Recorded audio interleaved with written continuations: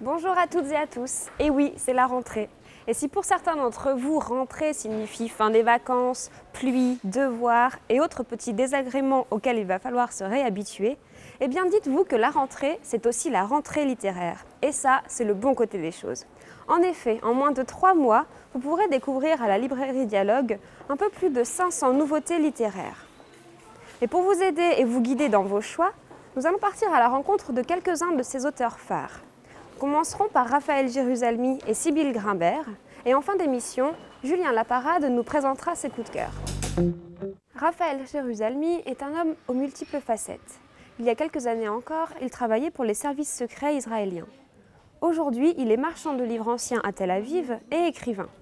Au micro de Laurence, il nous parle de son nouveau roman, La confrérie des chasseurs de livres, publié aux éditions Actes Sud, et dans lequel il imagine la fin de vie du poète et brigand François Villon. Raphaël Jérusalmy, bonjour et bienvenue à la librairie Bonjour. Dialogue. Alors vous venez aujourd'hui nous présenter La confrérie des chasseurs de livres, votre deuxième roman qui vient de paraître aux éditions Actes Sud. Et c'est un roman dans lequel vous nous menez sur les traces de François Villon, le premier poète des temps modernes. Alors avant tout, comment est-ce que vous en êtes venu à vous intéresser à ce personnage historique haut en couleur? Alors François Villon est effectivement le héros d'un grand roman d'aventure. Et il se trouve par chance qu'on ne sait pas ce qu'il est advenu de lui à partir de l'âge de 32 ans, moment auquel où il a été gracié par le roi Louis XI après avoir été condamné à mort. Il a été banni de Paris et il s'avère que nul ne sait ce qu'il est advenu de François Villon par la suite. J'ai donc libre cours pour lui inventer une seconde partie de sa vie. Ce qui m'a attiré aussi chez lui, c'est qu'il est un franc-tireur. Il fait cavalier seul. Alors vous avez fait carrière au sein des renseignements militaires israéliens et vous êtes aujourd'hui marchand de livres anciens. Est-ce que le fait d'écrire justement sur une confrérie de chasseurs de livres, c'est une manière de rendre hommage à vos deux métiers? Oui, c'est exactement, vous avez mis le doigt dessus, puisqu'il y a le côté évidemment roman d'aventure, thriller, il y a du suspense, il y a des rebondissements, mais il y a aussi tout un hommage rendu au livre, qui s'ajoute d'ailleurs à mon passé familial, puisque je viens d'une lignée de relieurs d'art, d'horreur et d'imprimeurs. Je trouve qu'aujourd'hui, pas du tout moins qu'au XVe siècle, le livre reste une des armes principales pour combattre les forces qui veulent soit nous abrutir, soit nous abêtir ou nous asservir même. Alors votre roman, c'est le siège d'une double aventure. C'est bien sûr l'aventure de François Villon qui va vivre un voyage rempli de surprises, mais c'est aussi celle de la lutte pour la sauvegarde de la parole. Alors, et puis il y a une question, un questionnement qui surgit à la lecture de votre roman, à savoir, est-ce que la parole, pour la sauver, il faut tout simplement la protéger, ou est-ce qu'il faut au contraire la laisser libre cours à son existence au risque de la voir disparaître? C'est justement le dilemme que se pose le héros, puisque lui, il a en fait un double rapport à la parole, qui lui s'exprime d'abord à travers un documentaire qu'il va trouver, qui sont les derniers dires du Christ. Et là, évidemment, c'est la parole par excellence, ce que le Christ a pu dire, mais aussi ce que le Christ a dit a été souvent manipulé, déformé par les puissants, par les prêtres. Et ça énerve, ça choque François Villon, qui lui pense qu'au contraire, effectivement, on devrait disséminer la parole. Alors j'aurais voulu évoquer un autre personnage important dans le roman. On pourrait peut-être même parler d'un double personnage, à savoir la terre promise, la terre sainte que vous décrivez de manière magnifique et que vous comparez très, très souvent à la seule femme présente dans le roman, qui s'appelle Aïcha. Alors cette comparaison, comment est-ce qu'elle est née sous votre plume? Lorsque que l'on soit juif ou chrétien ou musulman, si on n'est pas né en Palestine, en Israël, l'arrivée en Terre Sainte est souvent décevante ou surprenante. Je veux dire, les gens, même à l'époque de François Villon, mais jusqu'à aujourd'hui, sont arrivés devant Saint-Sépulcre et ils ont été vexés de ne rien sentir. Ça va être le cas pour François Villon, mais qui va comprendre petit à petit qu'il y aura une marche initiatique, d'ailleurs vers le désert. Et dans cette initiation, il y a Aïcha, qui est la femme du désert, qui est la femme du silence, qui est la femme qui lui fait comprendre que ce n'est pas là où il cherche qu'il va trouver les réponses, parce que lui c'est un occidental, il passe trop par le langage, il a l'esprit un petit peu peut-être trop compliqué. Et à travers cette femme dont il va tomber amoureux, il va découvrir la Terre Sainte, le désert. Elle va être un peu donc son guide sur cet itinéraire initiatique. Vous avez certainement déjà tous entendu parler de Bernard Madoff, l'un des plus grands escrocs de tous les temps, arrêté à New York en 2008. Eh bien, c'est de cette affaire dont s'est inspirée Sybille Grimbert pour écrire son nouveau roman « Le fils de Sam Green », publié aux éditions Anne Carrière. Dans ce roman, elle invente un fils à ce Bernard Madoff fictif, et c'est son histoire, son enquête personnelle que nous découvrons au fil des pages de ce roman. Sybille Grimbert, bonjour et bienvenue à Brest. Bienvenue à la librairie Dialogue. Vous venez aujourd'hui nous parler de votre nouveau roman, Le fils de Sam Green, publié aux éditions Anne Carrière. Alors c'est un roman qui s'inspire, disons, d'un fait divers, bien que ce soit plus qu'un fait divers. Est-ce que vous pouvez nous en parler ? C'est parti de l'affaire Madoff, mais en vérité pas tellement de l'affaire Madoff, mais le jour où j'ai appris que son fils s'était suicidé. Et à ce moment-là, je me suis dit qu'il y avait quelque chose de très très très intéressant qui pouvait se passer entre un garçon qui avait été le fils d'un homme immensément puissant et son père. Et ce garçon, le fils de Sam, a absolument tout eu dans des proportions comme peu d'entre nous les connaissent, la puissance, l'argent, le respect. Il suffisait qu'il dise le nom de son père et tout lui était offert. Et je trouvais que c'était intéressant, surtout qu'il pouvait se demander dans quelle mesure, est-ce qu'il savait ou est-ce qu'il ne savait pas que son père était un escroc. Est-ce qu'il était complice ou est-ce qu'il n'était pas complice? Est-ce qu'il a voulu se cacher l'escroquerie ou est-ce qu'il ne l'a réellement jamais su? J'avais très envie que ce soit un livre dont on ait envie de tourner la page en se disant mais quoi, qu'est-ce, comment?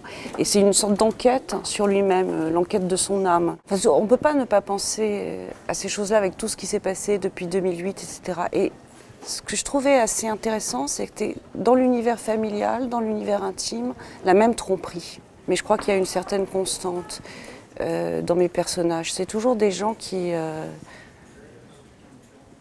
ont l'air stupéfaits de vivre. Ils ont toujours l'impression que la vie est quelque chose qui se passe à côté d'eux, qu'elle a décidé de leur donner ceci, de leur enlever cela, et ils essaient de comprendre qui ils sont. Il y a plusieurs personnages qu'on découvre dans Le fils de Sam Green, mais il y a un autre personnage qui est là tout du long, c'est bien sûr le père, Sam Green lui-même. Bien sûr, l'enquête se passe aussi sur lui quelque part. C'est pas un personnage dont on a envie de haïr, de détester. Au contraire, on s'en prend même à peut-être le comprendre. Oui, je suis très contente que vous disiez ça. Je pense qu'il y a de ça. C'est un type qui s'est fait tout seul. Alors ça, c'est très romanesque comme personnage. Ce serait quelqu'un ce qui a été bien, c'est qu'il n'a pas été envappé et admiratif du milieu dans lequel il est rentré, le grand milieu des affaires, le grand milieu de la puissance.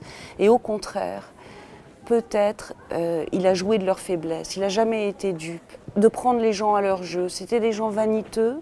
Ils ont tous investi chez lui alors que c'était complètement dément de croire qu'il pouvait leur donner tant de dividendes. Et parce qu'il avait les codes, il a réussi à entraîner leur confiance. Oui, et même peut-être dans certains milieux politiques ou idéologiques, il pourrait être érigé en héros, justement, de s'être joué de cette manière d'un système financier capitaliste, et qui s'est pris dans ce propre rouage. Il y a un moment où le fils dit ça. Le fils le dit à un moment. Ça m'amuse. Voilà, ouais. Il y a un moment où le fils dit ça, il dit, en s'énervant un peu d'ailleurs, parce que je crois que ça le mérite, mais il dit si ça avait été avant la chute du mur, mon père serait devenu un héros en URSS et finalement on serait parti là-bas et on aurait réussi à vivre. C'est vrai, bien sûr, on pourrait retourner l'histoire comme ça. Je ne sais pas si ce serait juste, mais après tout, pourquoi pas? Retrouvons maintenant Julien qui nous a préparé une sélection de livres. Bonjour Julien. Bonjour Clémence. Alors je crois que tu as dégoté quelques superbes textes sur un thème particulier. Voilà, sur un thème particulier qui m'a ému et touché en cette rentrée littéraire.